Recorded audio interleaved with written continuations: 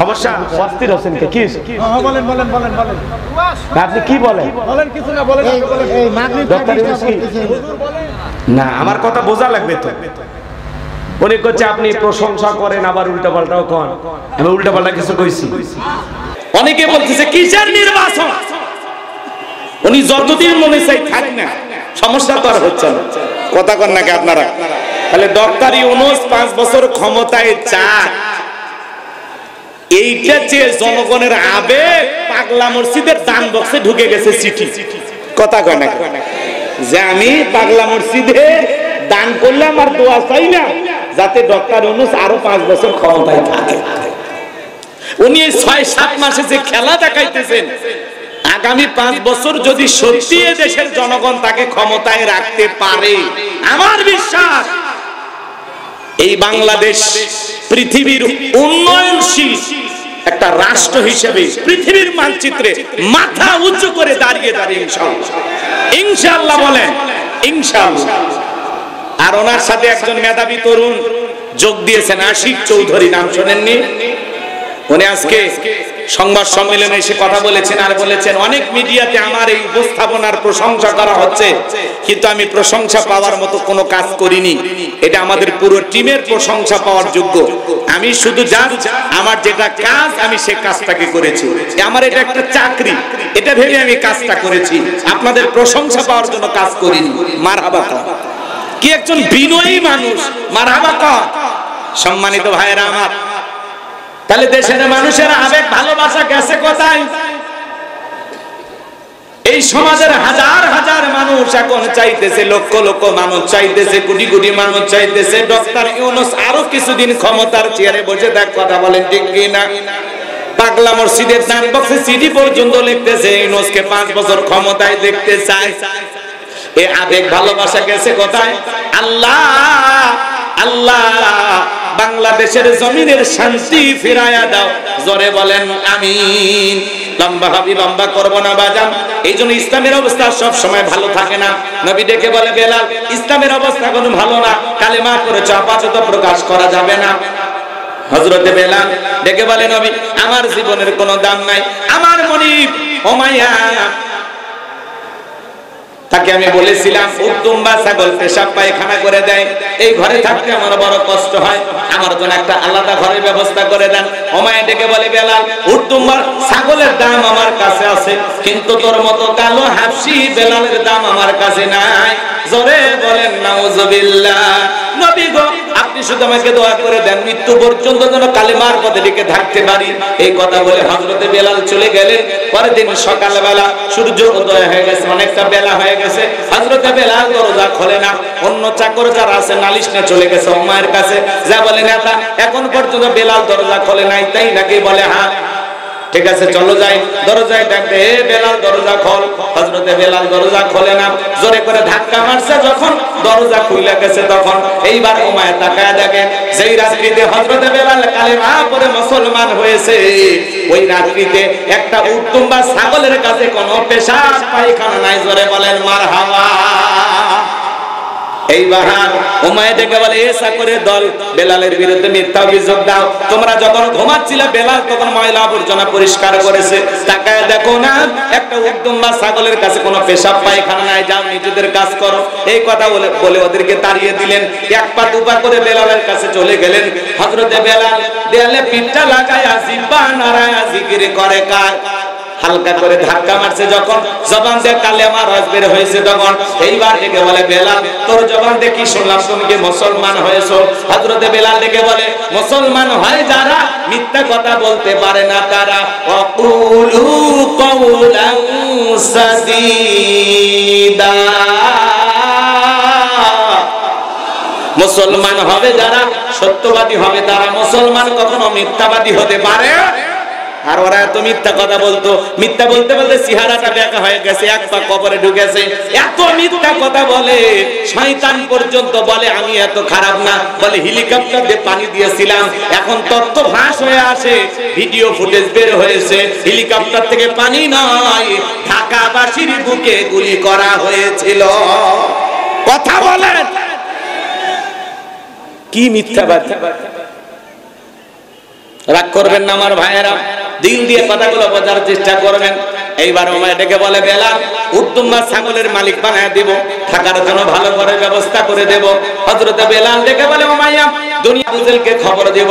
হযরতে বেলাল ডেকে বলে, কোন বড় নেতা ছোট নেতা এখন কাউকে গোনার টাইম নাই। আমি দুনিয়ার কোন আবু জেহেলকে ভয় করি না, আমি ভয় করি আমার আল্লাহকে। আল্লাহু আকবার। এইবার উমাইয়া দৌড়ে চলে গেল আবু জেহেলের বাড়িতে, যা বলে, নেতা সংবাদ খুব খারাপ, আমার বাড়ি কি দোদাস বেলাল কালেমা পড়ে মুসলমান হয়েছে, তাই নাকি? বলে হ্যাঁ, ঠিক আছে যাও আমি আসতেছি। আবু জেহেলের সাঙ্গ পাঙ্গ ক্যাডার মাস্তান ছিল, যাদের কাজই হলো মুসলমানদের উপর নির্যাতন জুলুম চালানো। আজও तमाम পৃথিবীর দিকে তাকায়া দেখবেন, জালেমদের বিশেষ একটা বাহিনী থাকে, যাদের কাজই হলো টুপিওয়ালা দাড়িওয়ালা ইমানদার আল্লাহওয়ালাদের উপর নির্যাতন জুলুম চালানো, মুসলমানদেরকে টার্গেট করে করে বিদায় করা। কথা বলেন ঠিক কিনা? আবু জেহেল কত বড় বদমাইশ ছিল জানেন? হযরতে আম্মার রাদিয়াল্লাহু তাআলা আনহু রাস্তাতে হেঁটে যাচ্ছেন, তার মা সুমাইয়াকে সঙ্গে নিয়ে। আবু জেহেল ডেকে বলে, আম্মার শুনেছি তোমরা নাকি মুসলমান হয়েছো। হযরতে আম্মার ডেকে বলে, হ্যাঁ যা শুনেছেন সত্য, আমরা কালেমা পড়ে মুসলমান হয়েছি। আবু জেহেল ডেকে বলে, আম্মা তুমি কি জানো এর পরিণতি কত ভয়ঙ্কর হতে পারে? এইবার আবু জেহেল হযরত আম্মার রাদিয়াল্লাহু তাআলা, তার বয়স 18 থেকে 22 বছর হবে, এবং তার মা সুমাইয়া দুইজনকে দুইটা খুঁটির সাথে বাঁধলেন। আর ডেকে বলে, আম্মা এই মুহূর্তে যদি একটা খেলা দেখায় বলতো কেমন হবে? হযরত আম্মার বলে, কি খেলা দেখাইবা? আবু জেহেল ডেকে বলে, আম্মার রে, তোর চোখের সামনে যদি আজকে আমি তোর মাকে উলঙ্গ করি বলতো কেমন হবে? হযরত আম্মার মাথাটা নিচু করলেন, হযরত সুমাইয়া ওপরেছে। আবু জেহেল ডেকে বলে, যুবকের দল, আম্মারের মাথাটা উঁচু করে ধরো। হযরতে আম্মারের মাথা যখন উঁচু করে ধরা গেল, আম্মার ডেকে বলে, আল্লাহ এই দৃশ্য দেখার আগে জমিনটা যদি ফাঁক হয়ে যেত আর আমি যদি জমিনের ভিতরে চলে যাইতাম তবুও ভালো ছিল। হযরত সুমাইয়া ওই পজিশন থেকে সন্তানকে ডেকে বলে, আমার সন্তান আম্মার, বেঈমানদের কথায় কখনো ঈমান ছাড়বা না। আবু জেহেল এইবার একটা বর্ষা দিয়া আঘাত করতে করতে হযরতে সুমাইয়ার লজ্জাস্থানে আঘাত করলেন, ফিনকিদের রক্ত বের হয়ে গেল। হযরতে সুমাইয়া এখন শাহাদাতের পেয়ালা পান করবেন। জীবনের শেষ সময় সন্তানকে ডেকে বলে, আম্মা আমি আমার নাকে জান্নাতের সুঘ্রাণ পাইতেছি, হয়তো আমি আর বেশিক্ষণ বাঁচবো না, কিছু সময়ের মধ্যে আমি হয়তো শহীদ হয়ে যাব। ও আমার সন্তান আম্মা, মৃত্যুর আগে মা হিসাবে বলে যা, খবরদার খবরদার, বেঈমানদের কথায় কখনো ঈমান ছাড়বা না। আল্লাহু আকবার। সাহাবায়ে কিরামদের ঈমান কত মজবুত ছিল, জীবন দিয়েছেন তবুও জালেমের কাছে মাথা নত করে নাই। আবু জেহেল সাঙ্গপাঙ্গ ক্যাডার মাস্তান নিয়ে চলে আসছে বেলালের কাছে। উমাইয়ার বাড়িতে আসার পরে ডাইকে বলে, বেলাল এইদিকে আয়। হযরতে বেলাল যখন কাছে আসলেন ডেকে বলে, বেলাল সব কি শুনছি, তুমি নাকি মুসলমান হয়েছো? হযরতে বেলাল ডেকে বলে, যা শুনেছেন সত্য, আমি নবীজির হাতে হাত রেখে কালেমা পড়ে মুসলমান হয়েছি। আবু জেহেল ডেকে বলে, বেলাল তুমি যদি চাও উটদুম্বা ছাগলের মালিক বানায় দেব, থাকার জন্য ভালো ঘরের ব্যবস্থা করে দেব। ও বেলাল তুমি যদি চাও ব্যবসা বাণিজ্য করবা, টাকা পয়সা যা লাগে, দিরহাম যা লাগে আমরা দেব। বেলাল তুমি চাইতে দেরি, তোমার চাহিদাটা পূরণ করতে আমরা দেরি করব না। হযরতে বেলাল ডেকে বলে, আবু জেহেল রে, দুনিয়ার সব সম্পদ যদি আমি বেলালকে দিতে চাও, দুনিয়ার সব সম্পদ ছাড়তে রাজি, বিশ্ব নবীর কালেমা ছাড়তে রাজি নাই, বলুন সুবহানাল্লাহ। এবার আবু জেহেল ডেকে বলে, বেলাল এত বড় লোভনীয় প্রস্তাব দিলাম, রাজি হইলা না? বেলালের মতো যারা খাঁটি ইমানদার, এরা টাকার কাছে বিক্রি হয় না, কিন্তু মুনাফিক মার্কা মুসলমান যারা টাকার কাছে বিক্রি হয়, তারা টাকা পাইলে বৈধকে অবৈধ বলে ফতুয়া দেয়, অবৈধকে বৈধ বলে ফতুয়া দেয়।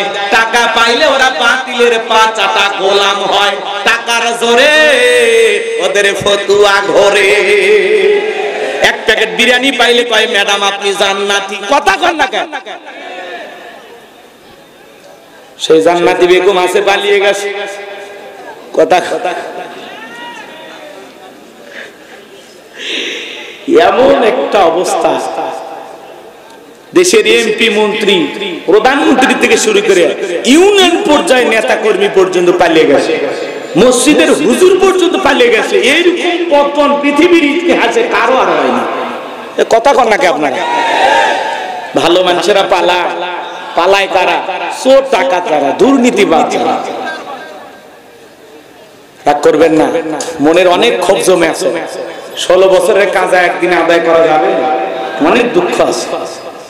বাজার আমার চলেন সামনের দিকে যাই। আমি গুনাহগার যে কথা বলতে চাচ্ছিলাম, কষ্ট মনের মধ্যে নেবেন না। আবু জেহেল দেখে বলে, বেলাল এত বড় লোভনীয় প্রস্তাব দিলাম, রাজি হইলা না। সোজা আঙ্গুলে ঘিউ না উঠলে আঙ্গুলে একটু বাঁকা করা লাগবে। এই কথা বলে যুবকদের লেলিয়ে দিল চাবুক দিয়ে পিটাম। হযরতে বেলালকে চাবুক দিয়ে পিটানো শুরু হলো।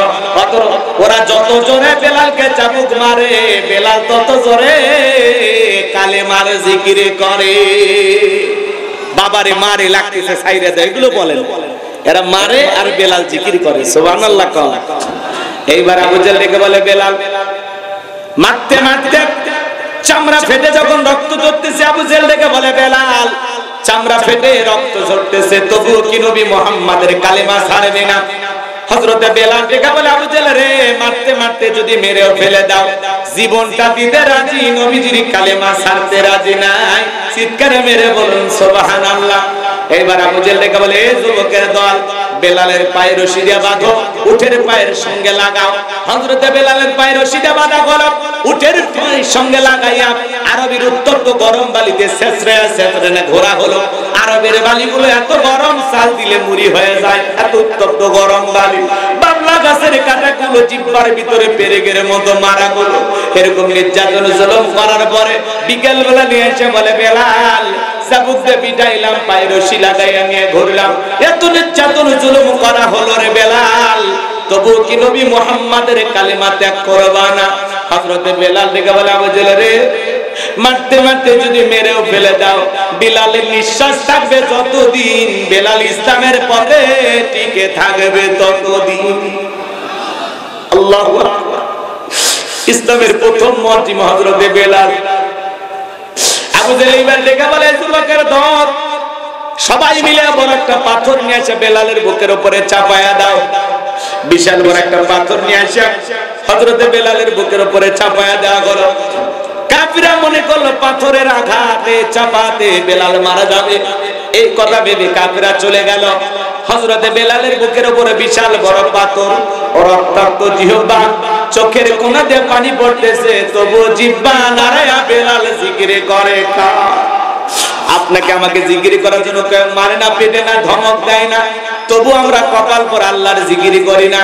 হাদিস শরীফের ভিতরে আসছে, যার জিহ্বাতে আল্লাহর জিকিরে তরুতাজা থাকে, আল্লাহর জিকিরে ভিজা থাকে, ওই জিহ্বাওয়ালা মানুষ কোনদিন জাহান্নামের আগুনে জ্বলবে না। বলুন সুবহানাল্লাহ। আযকুরুনি আযকুরুকুম ওয়াশকুরুলি ওয়ালা তাকফুরুন। তোমরা আমারে স্মরণ করো, আমি আল্লাহ তোমাদেরকে স্মরণ করব। কৃতজ্ঞতা প্রকাশ করো, অকৃতজ্ঞ হয়ো না। আল্লাহু আকবার। আমার ভাইয়েরা, সব সময় আল্লাহর জিকির করবেন জবান দিয়া। মাঠে কাজ করতে করতে জিকির করা যায়, ব্যবসা বাণিজ্য করতে করতে জিকির করা যায়, পথ চলতে চলতে জিকির করা যায়। সব সময় জবানে আল্লাহর জিকির চালু রাখবেন। সুবহানাল্লাহ, আলহামদুলিল্লাহ, আল্লাহু আকবার, লা ইলাহা ইল্লাল্লাহ, সুবহানাল্লাহি বিহামদিহি, সুবহানাল্লাহিল আযীম। জবানে হালকা, মিজানের পাল্লায় নেকির ওজন অনেক বেশি। সব সময় জবানে জিকির থাকবে। একটু জোরে কর না ভাই, খারাপ লাগতেছে আপনাদের? দোয়া করে দেব, একটু শুনবেন। সামনের দিকে যাই বাজান গো আমার। যে কথা বলতে চাচ্ছিলাম, এইবার হযরতে বেলাল রক্তাক্ত জিহ্বা নাড়ে আল্লাহর জিকির করে, চোখের পানি ছেড়ে দিয়ে কাঁদে আর ডেকে বলে, আল্লাহ। বুকের উপরে পাথর থাকার কারণে তোমার মতো মালিকের জিকির করতে বড় কষ্ট হয়। তুমি তো সেই আল্লাহ, ইব্রাহিমের জন্য যদি নমরুদের আগুনকে ফুলের বাগান বানায় দিতে পারো, ও আল্লাহ তুমি কি পারো না বেলালের বুকের পাথরটাকে তুলার মতো নরম বানায় দিতে? করতে দেরি, আসমানের মালিক আল্লাহ দোয়া কবুল করতে দেরি করে নাই। বেলালের বুকের পাথরটাকে আমার আল্লাহ তুলার মতো নরম বানিয়ে দিয়েছেন, বলুন সুবহানাল্লাহ। আশিকে রাসূল বেলাল, নবীর পাগল বেলাল নবীকে কতটা মহব্বত করতেন জানেন? বিশ্ব নবী যখন মক্কা নগরীতে পথ চলতো, হযরত বেলাল একবার ডানে যায় একবার বামে যায়। নবী আমার দেখে বলে, বেলাল বুঝি না, একবার ডানে যাও একবার বামে যাও, কারণটা কি? হযরতে বেলাল দেখে বলে, নবী আপনি কালিমার দাওয়াত ইসলামের প্রচার প্রসার করেন, ওই কাফিররা হলো আপনার শত্রু, আপনাকে টার্গেট করে যদি তীর নিক্ষেপ করে নবী গো, ওই তীরটা যেন সর্বপ্রথম আমি বেলালের বুকের ভিতরে ঢোকে। আমি বেলাল মারা গেলে ইসলামের ক্ষতি হবে না, আপনি নবী মারা গেলে ইসলামের মাথা উঁচু করে সামনের দিকে দাঁড়াতে পারবে না। চিৎকারে মেরে বলুন আল্লাহু আকবার। সে আশিক রাসূল বেলাল, নবীর পাগল বেলাল। বেলাল নির্যাতন জুলুমের কথা যখন বিশ্ব নবীর কান পর্যন্ত পৌঁছে গেল, নবী আমার ডেকে বলে, আবু বকর বেলালের কষ্টের কথা আমার সহ্য হয় না, যাও যাও তুমি আমার বেলালের জন্য একটা কিছু করো। হযরত আবু বকর সিদ্দিক রাদিয়াল্লাহু তাআলা আনহু কয়েক গুণ দাম বেশি দিয়া গোলামীর জীবন থেকে হযরত বেলালকে আজাদ করলেন, মুক্ত করলেন, বলুন সুবহানাল্লাহ। এই যখন ইসলামের অবস্থা, একদিকে সন্তান হারানোর ব্যথা, অন্যদিকে সাহাবায়ে কেরামদের উপর নির্যাতন জুলুম, এই জন্য নবীজির মনটা ভীষণ খারাপ। নবীর যখন মন খারাপ, নবীকে সান্ত্বনা দেওয়ার দায়িত্ব কার? আরেকটু জোরে কর। আমার আল্লাহ ডেকে বলে, জিবরাইল আমার বন্ধুর মা নাই বাবা নাই, আমি ছাড়া আমার বন্ধুর কেউ নাই রে জিবরাইল। আমার বন্ধুর মনটা হয়েছে ভারী, আমি আল্লাহ সইতে নাহি পারি।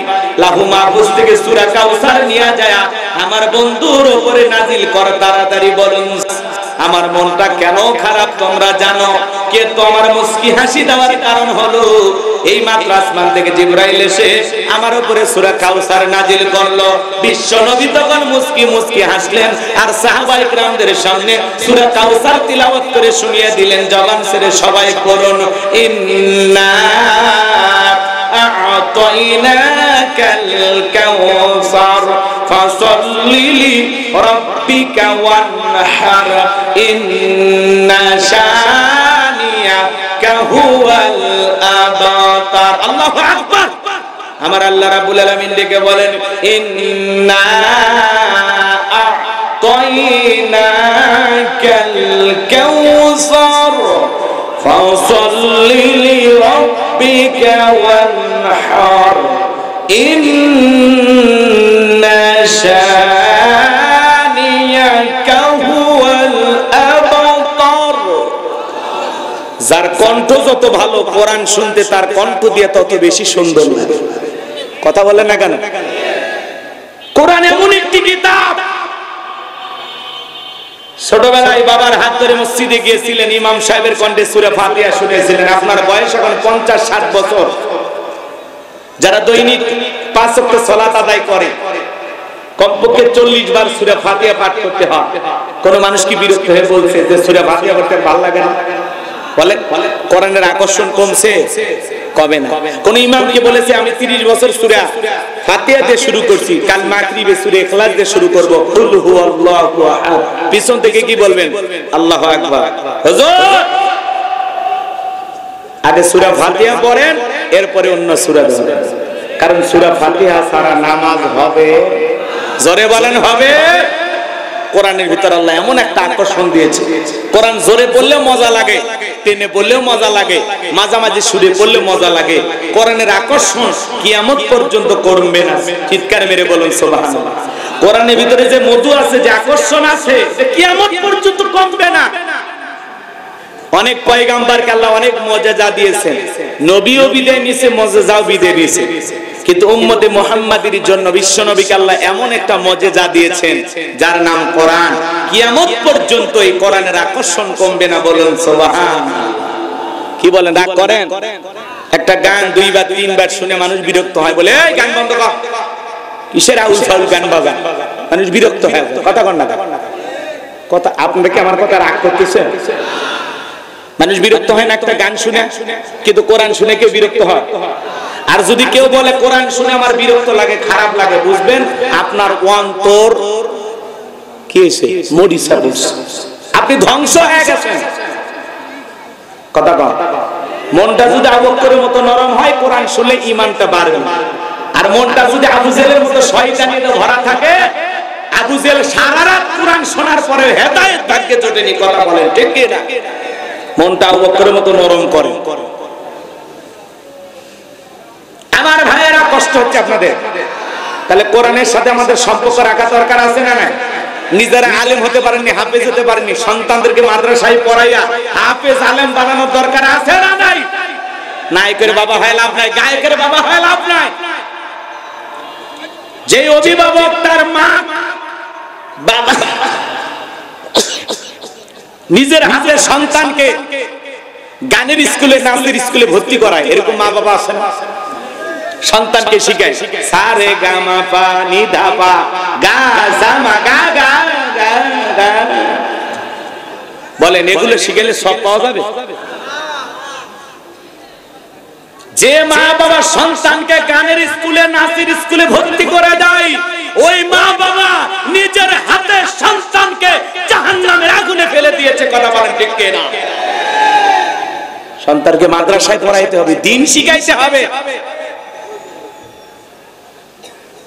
সন্তানের মুখে গান শুনলে মা বাবা খুব সুন্দর, হ্যাঁ রে ছেলে বড় হলে শিল্পী হবে, হ্যাঁ সন্তান একটু নাচতে পারলে ডান্সার হবে।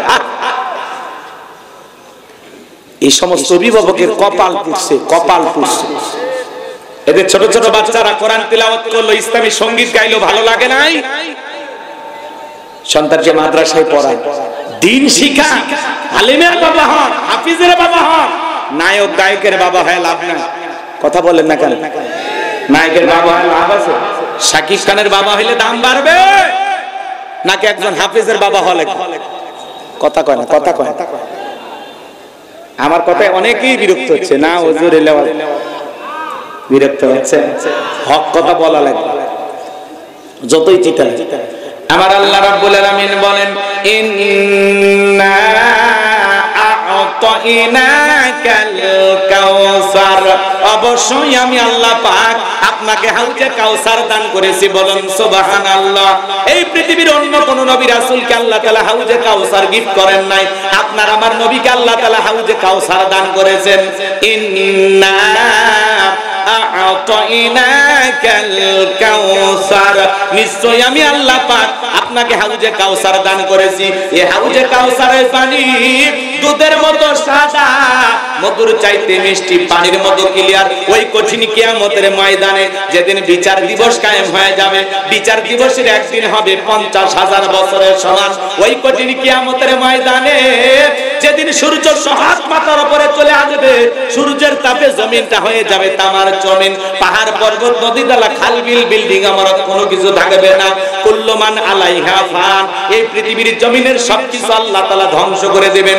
যেদিন বেঈমানদের জুব্বা নাভি পর্যন্ত ঝুলে আসবে, যেদিন ভাই ভাইয়ের পরিচয় দিবে না।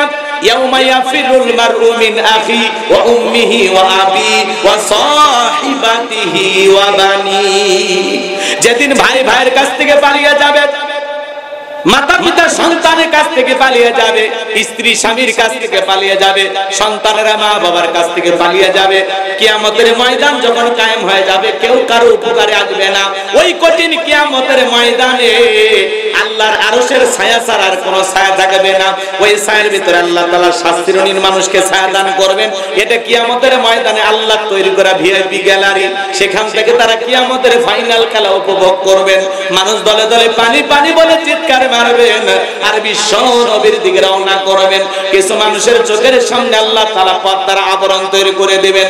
নবী তখন দেখে বলবেন, আল্লাহ সংখ্যায় আমি আমার অনেক উম্মতকে দেখতে পাইলাম, কেন জানি সংখ্যাটা কমে গেল বুঝতে পারলাম না।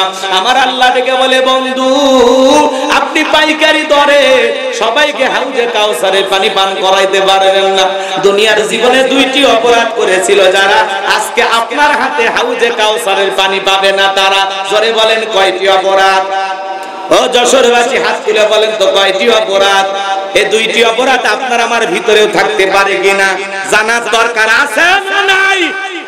দুইটি অপরাধ কি কি একটু শুনে যান বাজান, মারাত্মক দুইটা অপরাধ। আল্লাহ ডেকে বলে, নবী দুইটি অপরাধ করেছে যারা আপনার হাতে হাউজে কাউসারের পানি পাবে না তারা।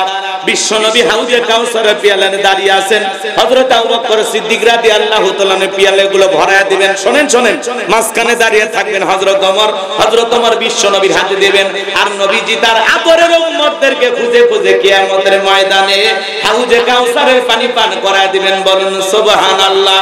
নবীজির হাতে এক পেয়ালা হাউজে কাউসারের পানি যদি পান করতে পারেন, জান্নাতে ঢোকা পর্যন্ত আপনার তৃষ্ণা মিটে যাবে। বলুন সুবহানাল্লাহ। নবীজির হাতে কিয়ামতের ময়দানে কারা কারা হাউজে কাউসারের পানি পান করতে চান, দুইটা হাত তুলে আল্লাহকে দেখান। আল্লাহ এই যশোর জেলার জিগরগাছর থানার শ্রীপুর বাজারে হাজার হাজার নারী পুরুষ নবীজির হাতে হাউজে কাউসারে পানি পান করতে চায়। আল্লাহ তোমার কুদরতি নজর দিয়া তাকায় দেখো ও মালিক, আমাদের সবাইকে নবীজির হাতে হাউজে কাউসারে পানি পান করার তৌফিক দান করুন। জোরে বলুন আমিন। আল্লাহ সেই সৌভাগ্য বান্দাদের তালিকা আমাদের নামগুলো লিখে নেন। জোরে বলেন আমিন। আর একবার বলেন আমিন। হাত নামান, হাত নামান। হাউজে কাউসারে পানি চাইলে কি পাওয়া যাবে? কথা কয় না, পানি চাইলেন আর পাইলেন, কাজ করতে হবে। আমি আপনাদের এলাকায় আসলাম, একটা ছেলের হাতে কিছু চকলেট দিলাম, দিয়ে বললাম ভাতিজে এক বাতা পানি আন, আমি একটু উজু বানাবো। এক্সাম্পল দিচ্ছি কথা বুঝানোর জন্য। ওই ছেলেটা চকলেট পায় মারছে, দুধ মাঝখানে আসার খাই পুড়ে গেছে, হাঁটু চলে গেছে, রক্ত বের হয়ে গেছে, ব্যথাও পাইছে। এরপরে উঠে দাঁড়াইয়া বদনা ভরিয়া পানি নিয়ে আমার সামনে হাজির। আমি তখন বললাম বাবা এই পানিটার দিকে কষ্ট হয়েছে, মাঝখানে আসার গায়ে পড়ে গেছে, ব্যথা পাইছে, হাঁটুটা ছিলে গেছে, রক্ত মনে হয় বের হয়েছে। ওই ছেলেটা তখন বলতেছে আমি এরকম কত করে যাই, আমার কিছুই হয় না। কারণ কি? চকলেট। কথা কয় না, ওই চকলেট থাকার কারণে এই ছেলের ব্যথাকে ব্যথা যেরকম মনে হচ্ছে না। কিয়ামতের ময়দানে নবীজির হাতে হাউজে কাউসারের পানি যদি পান করতে পারেন, কিয়ামতের কঠিন দিন আপনার কাছে কঠিন মনে হবে না, আল্লাহ সহজ করে দেবেন। নবীজির হাতে হাউজে কাউসারের পানি আর আল্লাহর আরশের নিচে ছায়া যদি জুটে যায়, আপনি জান্নাতি, আপনারা টেনশন নাই। কোন সুবহানাল্লাহ। এখন হাউজে কাউসারের পানি চাইলেই তো পাওয়া যাবে না, কাজ করতে হবে। ঠান্ডা পানি দিয়ে ওযু করে নামাজ আদায় করতে হবে। হঠাৎ করে নামাজ ধরলে পুরাতন মুসল্লি দেখে টিটকারি মারে, হ্যাঁ সূর্য কোন দিকে উঠছে, উত্তর পাড়ার বাসা দিকে মসজিদে। নামাজ পড়বি না 2 দিন পরে ছাইরে যাবি, বলে কিনা বলে? হ্যাঁ মুরব্বি চাচা সাবধান, সাবধান। দাওয়াত দে তো 5 জনকে মসজিদে আনতে পারেন না। হঠাৎ করে কে একজন নামাজ ধরেছে, পরিবর্তন হয়েছে, আপনার সমস্যা কি? আপনার সমস্যা কি? পারলে দোয়া করে যে ভাতিজা তুমি মসজিদে আসছো দেখে দিলটা ভরে গেছে, আল্লাহর কাছে দোয়া করি আল্লাহ যেন মৃত্যু পর্যন্ত তোমাকে জামাতের সহিত নামাজ পড়ার তৌফিক দান করেন। আপনি দোয়া করেন, ভালোবেসে বুকে টানেন, ঘৃণা ছড়াবেন না। কথা বলে ঠিক কিনা? আপনার কাজ হলো মানুষকে ভালোবেসে নরম সুরে আল্লাহর পথে আহ্বান করা। কথা কোন ঠিক কিনা? আর আপনি একটু নামাজ পড়েন দেখে সেই অহংকারে বলতেছেন হ্যাঁ নামাজ পড়বি না 2 দিন পরে ছেড়ে দিবি, ও 2 দিন পড়বি না 2 ওয়াক্ত পড়বি, এটা এর ব্যাপার। কথা কোন ঠিক কিনা? খবরদার টিটকারি মারবেন না, ঠাট্টা বিদ্রুপ করবেন না, নতুন নামাজীদেরকে দেখে হাসি তামাশা করবেন না। পারলে আসরে নামাজ পড়ে ছুটিপুর বাজারে এক কাপ চা খান। কথা কর, লোকটা খুশি হবে যে এই মসজিদে এসে দেখি সবার সাথে মিল হচ্ছে, মাশাআল্লাহ। যুবক ভাই সেটা দাঁড়িয়ে রাখছে, ওইটা নিয়ে সমালোচনা। এই বসে দাঁড়িয়ে রাখলি, দাঁড়িয়ে রেখে বউ নিয়ে ঘুরতে গেছে, ভাই ভাবি আসসালামু আলাইকুম, সাথে চাচার খবর কি? বউ বাড়িতে এসে রাগ করে তোমার সাথে বাইরে যাওয়া যায় না কেন? ভাই আমারটাকে ভাবি, তোমারটাকে চাচা। দেউ এদিক খেয়াল করে, যেই বউ নবীর সুন্নত দাড়িকে মহব্বত করে না, ওই বউ আপনাকে 100% ভালোবাসা দিতে পারবে না। কথা বলে ঠিক কিনা? দাড়ি হলো নবীর সুন্নত। কার সুন্নত? কথা কয় না। পৃথিবীর সকল নবীদের মুখে দাড়ি ছিল। দাড়ি হলো পুরুষের সৌন্দর্য। যার মুখে দাড়ি নাই, মহিলার দাড়ি নাই, পুরুষের দাড়ি নাই। কথা কয় না। আপনি যশোর থেকে ঢাকার পথে রওনা করেছেন, আল্লাহ না করুক বাস দুর্ঘটনা আপনি মারা গেছেন, পকেটে টুপিও নাই, মুখে দাড়িও নাই, মানুষ তখন কি করবে? কাপড় খুলে দেখি মাথা কাটা আছে না নাই। কথা কোন ঠিক কিনা? এই জন্য হয় মুখে দাড়ি, না হয় একটা টুপি নিয়ে ঘোরেন। আপনি যে মুসলমান, কথা কন নাকি আপনারা? এই যে মাহফিলে আসছেন, কয়জনের মাথায় টুপি? চলেন আমার সাথে নোয়াখালী, ফেনী, লক্ষ্মীপুর, ময়মনসিংহ, জামালপুর, প্রত্যেকটা শ্রোতার মাথায় খালি টুপি দেখবেন। কথা কোন ঠিক কিনা? এই জন্য হয় পকেটে টুপি, না হয় মুখে দাড়ি নিয়ে রাস্তায় বের হই। আর না হলে দুর্ঘটনায় মারা গেলে মানুষ ইজ্জত খুলে দেখবে, কথা কোন ঠিক না? রাগ করতেছেন আপনারা মনে হয়? তাহলে হাউজে কাউসারের পানি চাইলে পাওয়া যাবে না। হাউজে কাউসারের পানি পান করতে গেলে কাজ করতে হবে দুইটি। দুইটা আঙ্গুল তুলে বলেন তো কয়টি? দুইটি। আরো জোরে, জোর হলো না, উঠাই যাবে। একটু বেশি করে অভ্যাস করেন। 16 বছর মিছিল করতে পারেননি, সামনে মিছিল করা লাগে। রাগ করতেছেন? হাউজে কাউসারে পানি পান করতে গেলে দুইটি কাজ করা লাগবে। আল্লাহ তাআলা সেটা 2 নাম্বার আয়াতে জানিয়ে দিলেন। সবাই জবান ছেড়ে আমার সঙ্গে তেলাওয়াত করুন। ফাসাল্লিলি রাব্বিকা ওয়ানহার, বলেন ফাসাল্লিলি রাব্বিকা ওয়ানহার। 1 নাম্বার হলো রবের উদ্দেশ্যে সালাত আদায় করা লাগবে। ফাসাল্লিলি রাব্বিকা, রবের উদ্দেশ্যে সালাত। নামাজ হবে একমাত্র কার জন্য? কুলিন্না সালাতি ওয়া নুসুকি ওয়া মাহইয়ায়া ওয়া মামাতি লিল্লাহি রাব্বিল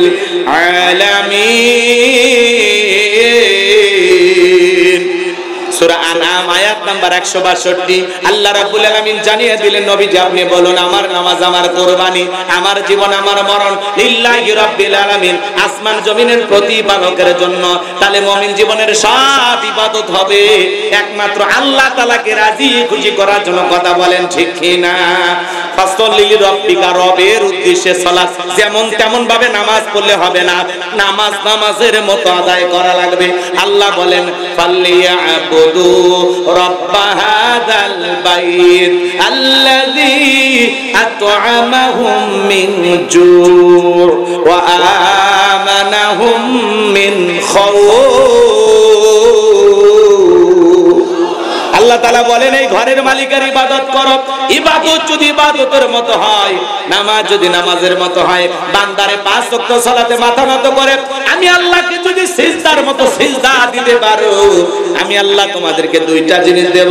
যে বান্দা 5 ওয়াক্ত সালাতে মাথা নত করে আমি আল্লাহকে সিজদা দেবে, 1 নাম্বার ওই বান্দার জন্য আমি আল্লাহ রিজিকের ব্যবস্থা করব। যে বান্দা আমি আল্লাহকে রাজি খুশি করার জন্য 5 ওয়াক্ত সালাতে মাথা নত করবে, ওই বান্দাকে আমি আল্লাহ না খাওয়ায় রাখবো না, আমি আল্লাহ তার রিজিকের ব্যবস্থা করব। আপনাদের এলাকায় প্রাণী বের হয় রাত 1টা 2টার দিকে, ওটা কু কয়া চিল্লায়, নাম হলো শিয়াল পণ্ডিত। ওর নামে কি আপনাদের জিগর গাছায়? ভাতের হোটেল আছে, মুরগির হোটেল আছে, ওরে খাওয়াই কে? ব্যাংকের অ্যাকাউন্টে টাকা জমানো আছে। একটা পাখি সকালবেলা খালি পেটে নিচ থেকে বের হয়ে যায়, সন্ধ্যাবেলায় ওই পাখির পেটটা ভরে বাসায় ফেরত আসার ব্যবস্থা করে নাকি? সাগরে বড় বড় নীল তিমিগুলো আহারে টনকে টন খাবার খায়, ওদের খাওয়ায় কে? আল্লাহ যদি পৃথিবীর এত মাখলুককে খাওয়ায়, আমরা হলাম আশরাফুল মাখলুকাত, কুনতুম খায়রা উম্মাতিন উখরিজাত লিন-নাস। আল্লাহ বলেন তোমাদেরকে উত্তম জাতি বানাইলাম, ভিআইপি বানাইলাম। আল্লাহকে আমাদেরকে না খাওয়ায় মারবে না। আমার আল্লাহ ডেকে বলেন ওয়া মা মিন দাব্বাতিন ফিল আরদি ইল্লা আলাল্লাহি রিজকুহা। সূরা হুদের ভিতরে আল্লাহ পাক জানিয়ে দিলেন এই পৃথিবীর এমন কোন বিচরণশীল প্রাণী নাই যার রিজিকের ব্যবস্থা আমি আল্লাহ আসমান থেকে করি না। ওই আটলান্টিক মহাসমুদ্রের ৩৩,০০০ ফিট গভীরতল পানির নিচে থাকা ছোট্ট একটা প্রাণী, তার রিজিকের ব্যবস্থা আমি আল্লাহ আসমান থেকে করি। চিৎকার মেরে বলুন সুবহানাল্লাহ। তাহলে 1 নাম্বার আল্লাহ রিজিকের ব্যবস্থা করবেন, ওয়া আমানাহুম মিন খাউফ। 2 নাম্বার সকল ভয় থেকে আল্লাহ নিরাপত্তা দেবেন। আপনি 2 লাখ টাকা যশোর শহর থেকে আপনার এই ছুটিপুর বাজারে আসবেন না 2টা বাজে, মনে মনে ভাবতেছেন আল্লাহ টাকা নিয়ে বাড়ি পর্যন্ত যাইতে পারবো নাকি? ছিনতাইকারী কবলে পড়ে টাকা যান 2টাই হারাবো, ভয় আছে না নাই? চুরির ভয় আছে না নাই? কথা বলেন না কেন? স্বাধীনতার 54 বছর কেটে গেল, কত নেতা ক্ষমতার চেয়ারে বসলো, চুরি বন্ধ করতে পারে নাই। মানুষের তৈরি করা তন্ত্র মন্ত্র দিয়ে চুরি, দুর্নীতি, টেন্ডারবাজি, চাঁদাবাজি, খুন ধর্ষণ বন্ধ হবে না। কথা কয় না কেন? রাগ করতেছেন আপনারা? চুরি বন্ধ করতে হলে আল্লাহর আইন লাগবে। আজ থেকে ১৫০০ বছর আগে আল্লাহ জানিয়ে দিয়েছেন ওয়াসারিকু ওয়াসারিকাতু ফাকতাউ আইদিয়াহুমা জাযাআম বিমা কাসাবা নাকালাম মিনাল্লাহ। সূরা মাইদার ৩৮ নম্বর আয়াতে আল্লাহ তাআলা জানিয়ে দিয়েছেন চোর পুরুষ হোক আর নারী হোক, আল্লাহর বিধান, আল্লাহর ফয়সালা চোরের হাত কেটে দাও। একটা চোরের হাত কেটে সোশ্যাল মিডিয়ার মাধ্যমে যদি আমরা ফালাও করে প্রচার করতে পারতাম, বাংলাদেশের সমস্ত চোরেরা তওবা করে আল্লাহর ওলি হয়ে যেত। কথা বলেন ঠিক কিনা? কিন্তু কে শোনে কার কথা? আজও গেল না মনের ব্যথা। এখন উচিত কথা যদি কই, পিঠের উপর দিয়া যাবি মই। এই আনন্দে কিছু লোক কিনা খাবে বগুড়ার স্পেশাল দই। যত দোষ নন্দ ঘোষ, 70টা বললে দোষ, করলে অন্যায়ের প্রতিবাদ, নামটা হবে তোমার মৌলবাদ, নামটা হবে তোমার জঙ্গিবাদ। আল্লাহর আইন কে চালু করবে? সরিষাই তো ভূত। আমরা বারবার বললাম আল্লাহর আইন দিয়ে চোরের বিচার করেন, ধর্ষকের বিচার করেন, ওরা শোনে না। শোনে? কথা বলেন শোনে? শোনে না। কে শুনবে? কারা আল্লাহর আইন চালু করে? কারণ ওরা কলমের খোঁচা দিয়ে যে পরিমাণে দুর্নীতি করে, ওরা মনে করে প্রথম হাত তো আমারই কাটা। কথা বলেন ঠিক না? হ্যাঁ, যে পরিমাণে দুর্নীতি করছে, মেম্বার থেকে প্রধানমন্ত্রী পর্যন্ত সবার হাত কাটা যাবে। কথা কোন ঠিক না? ওরা ভয়ে আল্লাহর আইন চালু করে না। ওরা তখন বলে না এগুলো 1500 বছরের পুরাতন আইন, এগুলো ব্যাকডেট। এই বেটা ব্যাকডেট না আপডেট, খালি একটা টেস্ট কর, টেস্ট কথা কথা। কি কথা কোন নাকি আপনারা? আইন চালু হোক। কারা কারা চান একটু হাত তুলে দেখান। লিল্লাহি তাকবীর। আলালাহুল খালকু ওয়াল আমরু, সৃষ্টি যার আইন চলবে সে আল্লাহ। ইফতিজিং, দুর্নীতি, খুন, ধর্ষণ বন্ধ হয় না। গণধর্ষণ, শিশু ধর্ষণ, যেখানে সেখানে ধর্ষণ বন্ধ হয় না। একজন জিনাকারী নারী পুরুষের বিচার আল্লাহর বিধান অনুযায়ী করেন, একজনের বিচার করেন। ইফতিজিং দূরের কথা, নারীর দিকে বাঁকা চোখে তাকানো দূরের করা কথা, যুবকদের স্বপ্ন দোষ বন্ধ হয়ে যাবে। কথা বলে ঠিক কিনা? এই জন্য আল্লাহর আইন জমিনে চালু না হওয়া পর্যন্ত শান্তি আসবে। কষ্ট হয়, আপনাদের কষ্ট হয়। তাহলে ফাসল্লি লিরাব্বিকা ওয়ানহার, রবের উদ্দেশ্যে সালাত আদায় করা লাগবে। যেমন তেমন নামাজ পড়লে হবে না। আমি আমার ওয়াজে বলে থাকি, নিয়মিত যারা 5 ওয়াক্ত সালাত আদায় করে এরা খাঁটি মুসলমান। ফাসল্লি লিরাব্বিকা, রবের উদ্দেশ্যে আল্লাহকে খুশি করার জন্য কারা কারা 5 ওয়াক্ত নামাজ পড়বেন হাত তুলে দেখবেন। এই যে আমরা যারা নিয়ত করেছি আমরা খাঁটি মুসলমান, নির্ভেজাল মুমিন, কোন সুবহানাল্লাহ, হাত নামা। 7 দিন পরে পরে জুমার নামাজ পড়তে যায় যারা, লাইফ সাপোর্টে বেঁচে থাকা মুসলমান তারা। কথা কয় না, মানে এরা কোনো মতে মুসলমান আছে। 7 দিন পরে জুমার নামাজ পড়ে যায়, মসজিদের টাইসে ধুলে খোঁজে, আদে মসজিদের টাইসে ধুলে ধুলে বেতনটা না হালাল করেন, খাচ্ছেন আর বয়লার মতো মোটা হচ্ছে। কথা কয় না? এই ছেলে শোনো, মসজিদের ধুলে পরিষ্কার করার দায়িত্ব কি হুজুরের রাখা? এই বেটা, মসজিদের টাইসে ধুলে পড়ে আছে, ওখান থেকে ময়লাটা তুমি পরিষ্কার করো, আল্লাহ তোর অন্তরের ময়লা পরিষ্কার করে দেবে। বিশ্বনবী এক জায়গায় গিয়ে সালাত আদায় করলেন, মসজিদের পাশে একটা নতুন কবর। বিশ্বনবী সাহাবায়ে কেরামদেরকে লক্ষ্য করে বলেন, ও আমার সাহাবীরা, এই কবরে থাকা ব্যক্তি জান্নাতি। সুবহানাল্লাহ বলেন। সাহাবায়ে কেরাম বললেন, নবী গো, এই ব্যক্তি কেমন আমল করেছে যার কারণে জান্নাতি আমরা জানতে চাই। নবী আমার দেখে বলে, সাহাবীরা, এই ব্যক্তি আল্লাহর ঘর নিয়মিত ঝাড়ু দিত, এই জন্য আল্লাহ তাআলা খুশি হয়ে তার কবরটাকে জান্নাতের বাগান বানিয়েছে। তাহলে 7 দিন পরে পরে জুমার নামাজ পড়ে যারা, এরা হলো সাতের মুসল্লি। আর মানুষ মারা গেলে জানাজার নামাজ পড়ে যারা, খাটের মুসল্লি তারা। ফজরের নামাজের পরে মসজিদের মাইক এলান হয়, এই গ্রামের অমুক ব্যক্তি মারা গেছে, ইন্না লিল্লাহি ওয়া ইন্না ইলাইহি রাজিউন। মৃত্যুর সংবাদ শোনার পরে সবাই ছুটে আসে। ওই গ্রামের আরেকজন ব্যক্তি ঘুম থেকে উঠে বলে, বিবি শুনলি না উত্তর পাড়ার অমুক মারা গেছে? আরে লোকটা কত ভালো ছিল, এই পাঞ্জাবি ধুয়ে দে, ওর জানাজায় যাও। কয়েকদিন আগে সুটিপুর বাজারে চা খেলাম, আরে কি ভালো লোক ছিল, চায়ের বিল দিতে দিল না, বেঁচে থাকলে আরো 10 দিন চায়ের বিল দিত।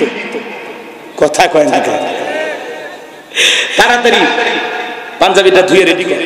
বই এবার পাঞ্জাবি ধুয়ে রেডি হয়েছে, জহরে আজান হয়েছে, দৌড়ে মসজিদে চলে গেছে। যায় দেখে জানাজা না, শুরু হয়েছে কি জহর। ওর উদ্দেশ্য হলো জানাজা পড়া, জহরের নামাজ পড়া না। কথা কোন ঠিক কিনা? বাধ্য হয়ে সেদিন বলে যে হুজুর জানাজা পড়তে আসছি, জহরের 4 রাকাত পড়ে নি, আল্লাহু আকবার। লাস্টটা সামনে রেখে হুজুর ওয়াজ করে, কুল্লু নাফসিন যায়কাতুল মাউত, সবাইকে মৃত্যুর স্বাদ গ্রহণ করতে হবে। আজকে এই ব্যক্তির জানাজা, কালকে আপনার, সবাইকে যেতে হবে, দুনিয়া থাকার জায়গা না। হুজুরে ওয়াজ শুনে বলে, হুজুর ঠিক ঠিক। আহারে, আলেমেরা যা বলে সব ঠিক, কি আফসোস, কি অনুশোচনা।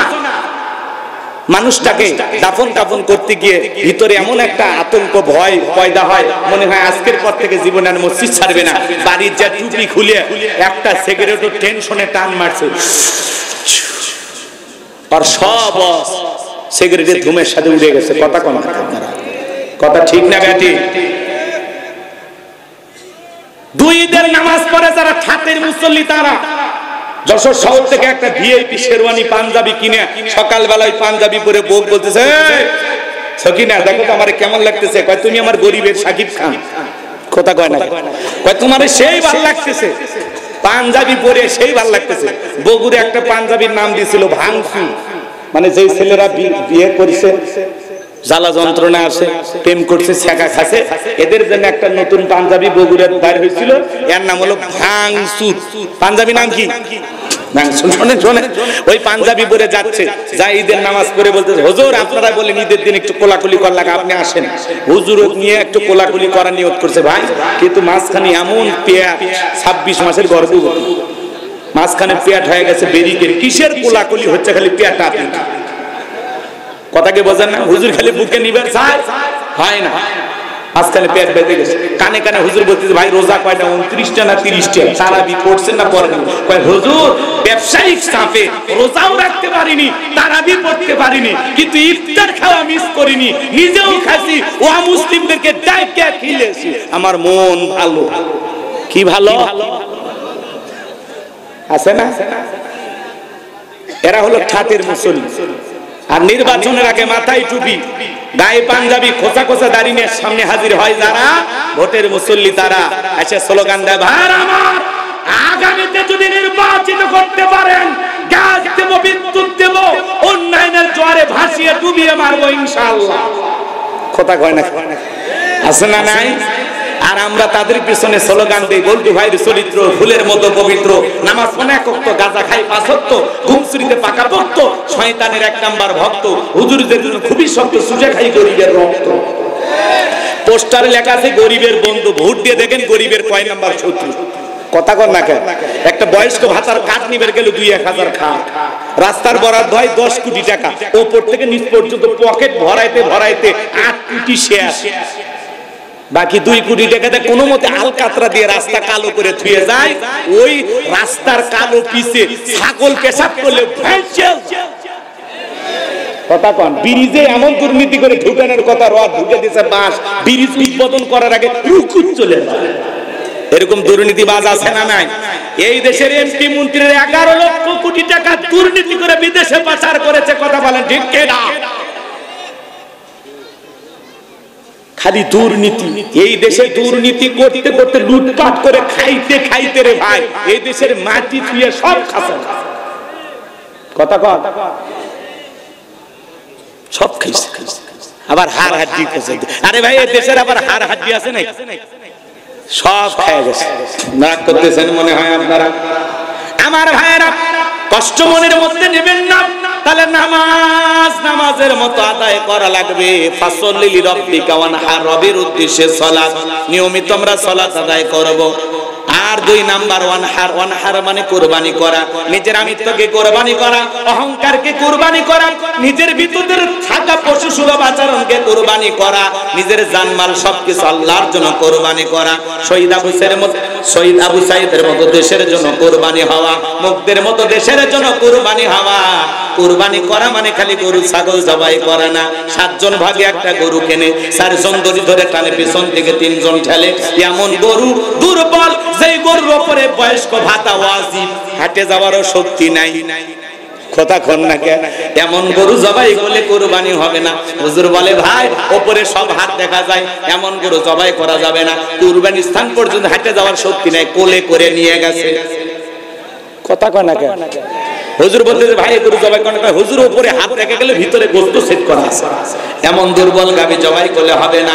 আল্লাহ বলেন তাসুরুন নাযিরিন, চমৎকার একটা হুষ্টপুষ্ট আকর্ষণীয় সুন্দর গাবি জবাই করা লাগবে। কুরবানির ওয়াজ আমি করব না। আপনাদের মসজিদের ইমাম ইমাম সাহেব করবে। আমি শুধু তিনটা জিনিস আপনাদেরকে বলে যাই, যারা কুরবানি দিবেন। এক নাম্বার নিয়ত সহিহ, ইন্নামাল আমালু বিন্নিয়াত, প্রত্যেকটা কাজ নিয়তের উপর নির্ভরশীল। অনেকে বলে হুজুর কুরবানি না দিলে ছেলে মেয়ে মানুষের গোশতের দিকে তাকায় থাকবে, অতএব কিস্তি তুলে হলেও কুরবানি দেব। জামাই বাড়িতে গোশত না পাঠালে মান সম্মান থাকবে না, এরকম নিয়তে যারা কুরবানি দিবে তাদের কুরবানি হবে। আগে খাওয়ার নিয়ত কে ভাই? কুরবানি করা মানে কি? ত্যাগ করা, স্যাক্রিফাইস করা, বিলিয়ে দেয়া, বন্টন করা, উৎসর্গ করা। ভোগের নাম কুরবানি নয়, ত্যাগের নাম কুরবানি। আপনার পাশে গরিব মানুষ মশলা বাইটে, আদা রসুন বাইটে বসে আছে, ছোট ছোট বাচ্চাগুলো কাঁদে আর বলে মা মশলা তো রেডি, কই গোশত তো রান্না করো না। মা বলতেছে বাবা একটু অপেক্ষা কর, কেউ যদি দুইটা টুকরো দিয়ে যায় ওই ছেলে তোদেরকে খাওয়াবে, একটু অপেক্ষা কর। আর আপনি হুজুরের কাছে মাসালা জিজ্ঞাসা, হুজুর ফ্রিজে কত দিন রেখে খাওয়া যায়? হুজুর বলতেছে যতদিন ইচ্ছা রাখেন। এই কুরবানি গোশত পরে কুরবানি পর্যন্ত নিয়ে গেছে, আত্মীয় স্বজনের সামনে খাবার দিছে, বলছে ভাই গোশত এত শক্ত কেন? ভাই কুরবানির গোশত ফ্রিজে ছিল তো। হরি মুসলমান কি রাগ করতেছেন?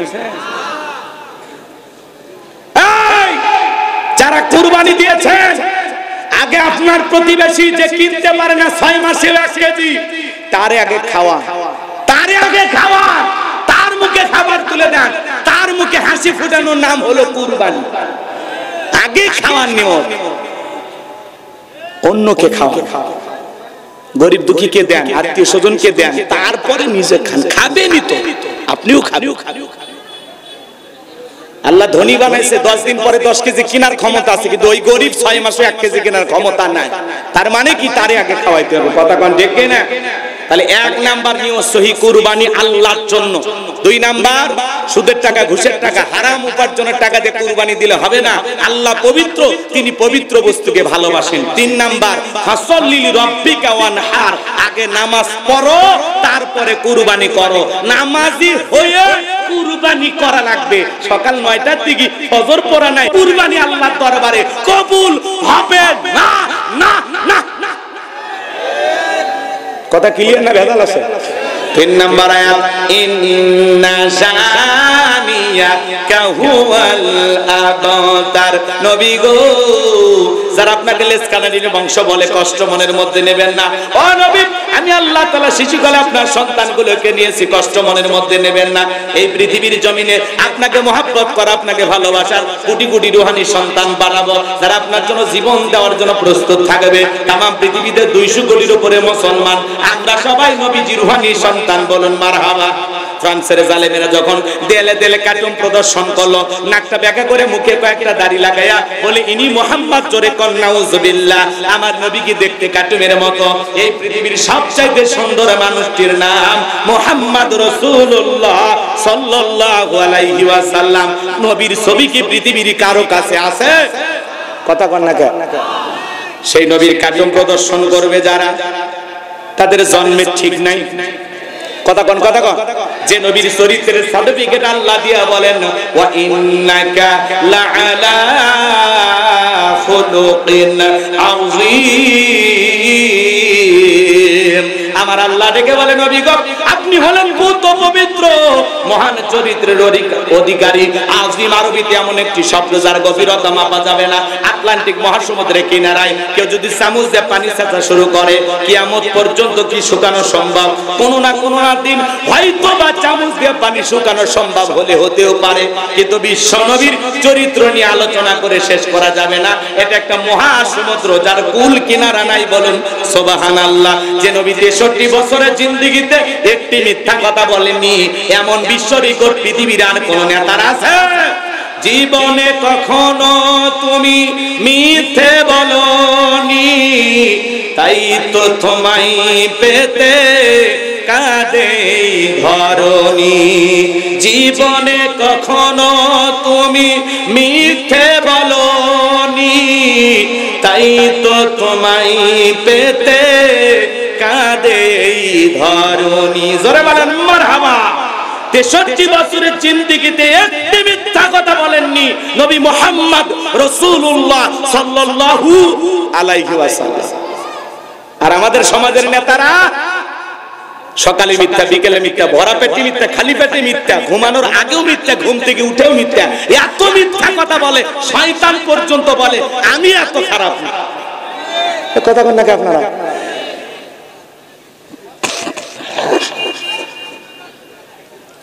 নবী হলেন আমাদের আদর্শ। এ যুবক, লাকাদ কানা লাকুম ফি রাসূলিল্লাহি উসওয়াতুন হাসানাহ। আল্লাহ বলেন তোমাদের জন্য উত্তম আদর্শ আছে রাসূলের জিন্দেগির ভিতরে। রাসূল হলেন আমাদের মডেল।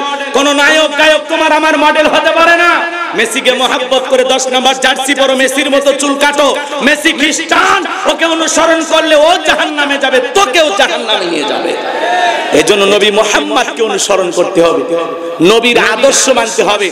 নবী মুহাম্মদের মতো এই পৃথিবীর জমিনে নবীর আকৃতি দিয়ে চেহারাটা সাজাইতে হবে। নবীকে মহব্বত করে দাড়ি রাখতে হবে, টুপি পরতে হবে, গায়ে লম্বা পাঞ্জাবি পরতে হবে। নবী মুহাম্মদকে ভালোবেসে নবীর মতো চুলের কাটিং করতে হবে। আর তুমি চুলের একা বেঁকা কাটিং কইরা, হ্যাঁ, এই সাইড দিয়ে পুরো চুল কেটে মাঝখানে চুলগুলো তেল মোবিল দিয়ে খাড়া করে রাখছে, মনে হয় খেরের পালা। কথা কন, পিছনে আবার লেখে রাখছে আর আরতে রুজিনা অক্ষর আমি বুঝি না, অ্যাঙ্গেলে ম্যাচ দিছে। এরকম দুষ্ট পোলাপান আছে না? আল্লাহ যুবকদের হেদায়েত দান করুক, জোরে বলেন আমিন। আমার কথা শোনেন, বিশ্ব নবীকে নিয়ে মক্কা নগরীতে একজন গালি দিয়েছিল, এর নাম ওলীদ বিন মুগিরা। ওয়াকাত্ত ভাষায় বিশ্ব নবীকে গালি দেয়, নবীকে গালি দিতেছে। আল্লাহ রাব্বুল আলামিন সহ্য করলেন না, আসমান থেকে আল্লাহ আয়াত নাযিল করে বলেন উতুল্লিম বাদা যালিকা জানিম। নবী গো, এই ওলীদ বিন মুগিরা হলো পিতৃ পরিচয়হীন জারর সন্তান, এর জন্মের ঠিক নাই। ওলীদ বিন মুগিরা ডেকে বলে, নবী এত বড় কথা, আমার জন্মের ঠিক নাই, আপনি থাকেন, আমি বাড়িতে যাই। ছেলেটা বৈধ না অবৈধ জানে কে ফ্যাক্টরির মালিক, তার মানে তার মা। কথা কোন ঠিক না? এইবার এই ছেলেটা ওলীদ বিন মুগিরা তার বাড়িতে গেল, যাওয়ার পরে তার মায়ের নাম ছিল ঝর্ণা। যায় বলে, মা করবি না কোনো তালবাহানা, নবী মুহাম্মদ আমাকে বলেছেন উতুল্লিম বাদা যালিকা জানিম, আমি নাকি পিতৃ পরিচয়হীন জারর সন্তান, আমার নাকি জন্মের ঠিক নাই। ওলীদ বিন মুগিরার মা মনে মনে ভাবতেছে, এই গোপন তত্ত্ব নবী জানলো কেমনে? নবী তো জানতেন না, নবীকে জানিয়ে দিয়েছেন তিনি কে। ওলীদ বিন মুগিরার মা বলতেছে, বাবা আমারও বয়স হয়ে গেছে, এক পা কবরে চলে গেছে, আমি মিথ্যা বলবো না, তবে শোন। ওলীদ বিন মুগিরার মা এবার সত্য ফাঁস করে দিয়ে বলতেছে, বাবা শোন, তোর বাবা ব্যবসা বাণিজ্যের কাজে এতটাই ব্যস্ত থাকতো, তোর বাবা ব্যবসা চেনে, টাকা চেনে, কিন্তু তোর মায়ের মন বোঝে না। সে যে কেন আসে না, কিছু ভালো লাগে না। এবার আসুক, তারে আমি মজা দেখাবো। দেখবেন ভাইয়েরা যখন বিদেশে থাকে, এলাকায় দেবর আমদানি কমে না বাড়ে, ওরা ভাবির দুয়ারে যা স্লোগান দেয়, ভাবি ভাইয়া তোমার বর, আমি যে দেবর, ভেবে দেখো ভাবি কার কত দাবি। ভাই গেছে মালয়েশিয়ায়, আমি তো দেশে আসি। কথা কন না কেন? সুযোগ পাইলে ভাবি রুমের ভিতরে প্রবেশ করে বলে, ভাবি আপনার যে চেহারা দেখে মনে হয় না যে আপনার বিয়ে হয়েছে।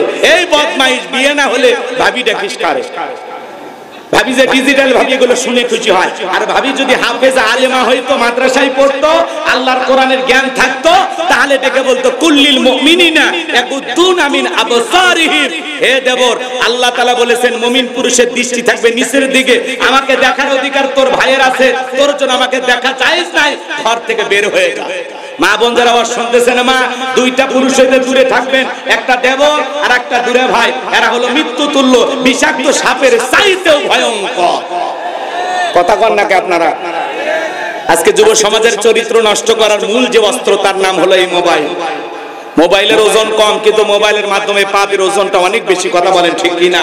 সারা রাত জানালা দরজা লাগাই একা একা রুমের ভিতরে শুয়ে থেকে উল্টা পাল্টা ভিডিও দেখে। কথা কন নাকি? রাগ করতেছেন আপনারা? এরকম সন্তান আছে না নাই?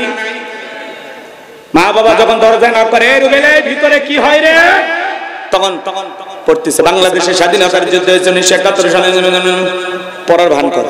আবার মা বাবা চলে যায়, আবার উল্টা পাল্টা ভিডিও দেখে। কথা কন ঠিক কিনা? তাহলে আমাদের সন্তানদেরকে নষ্ট করতেছে এই টাচ মোবাইল। কথা কন না? কথা কন না কেন? ও দেশে মোবাইল আইছে, চিঠি বন্ধ হইয়াছে, দিওয়ানা বানাইছে, পোলা মাইয়ার মনের কথা হাসে বাতাসে। ও দেখো পোলা পানের মন বাদা ফেসবুকে এখন, মোবাইলে চ্যাটিং কইরা কাটায় সারাক্ষণ।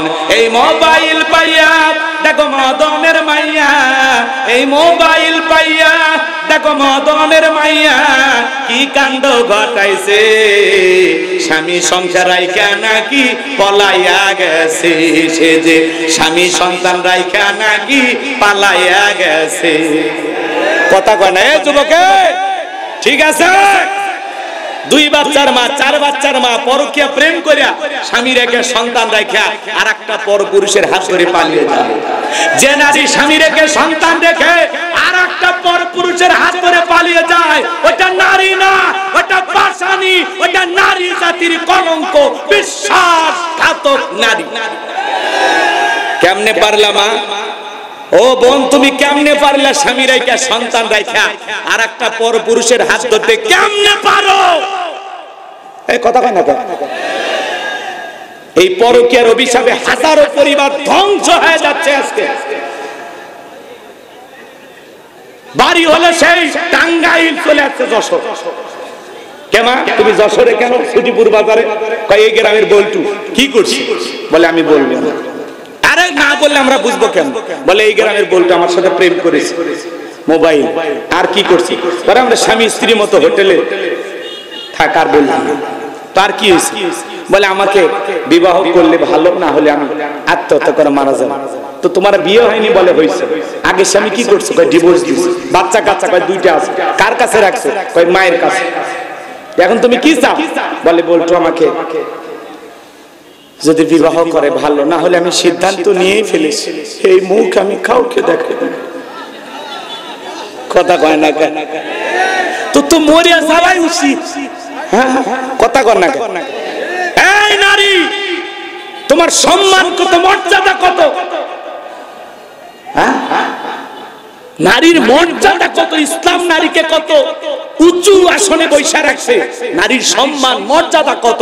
ও মা, তোমার মতো নারী পেট থেকে নবী রাসূলদের জন্ম হয়েছে, উলামায়ে কিরামদের জন্ম হয়েছে, হাফেজ আলেমদের জন্ম হয়েছে। ও মা, তোর পায়ের নিচে আমাদের জান্নাত। মা, কেমনে পারলা নিজেকে কলঙ্কিত করতে? এ কথা কর না কেন? কেমনে পারলা নিজেকে সস্তা বানাইতে? আজকে বিবাহের দাবিতে ছেলের বাড়িতে আসছে, অনশন ধর্মঘাত করতেছে। কেন? বলে আমার সাথে ভালোবাসা করেছে। তো কি হয়েছে? বলে আমি বলবো না। আরে না বললে বুঝবো কেমনে? কি হয়েছে বলো? আমার ভালোবাসা বৃদ্ধি পায়, আমার পেটে এখন 3 মাস। এরকম পরিবার আছে না নাই? আজকে সমাজে এগুলো চলতেছে। যুবক, তোমাদের অনুরোধের ভাষায় বলতেছি, বিবাহের আগে কোনো অবৈধ প্রেম ভালোবাসা করা যাবে না। 20 বছরের ছেলে নাক চিপলে মায়ের দুধ বের হবে। ও বলে আব্বা, উত্তর পাড়া লাকিকে আমি কথা দিয়েছি। কেন? কয় আমি তাকে বিবাহ করতে চাই, রাজি থাকলে 1 চাপুন, না হলে 2 চাপুন। পিতামাতা রাজি হয় না, পালিয়ে যা বিয়ে করে। এই ছেলে, একটা ডায়েরি নিয়ে আসো আর লিখে রাখো, পিতামাতার অবাধ্য হয়ে মা বাবার মনে কষ্ট দিয়ে কোন সন্তান যদি পালিয়ে বিয়ে করে, ওই সন্তান জীবনে কখনো সুখী হতে পারবে না, পারবে না, পারবে না। পিতামাতার দোয়া আছে, যেখানে বরকত আছে সেখানে। মা বাবার অবাধ্য হয়ে বিয়ে করবা, জীবনটা জাহান্নাম হয়ে যাবে। কথা বলে ঠিক না?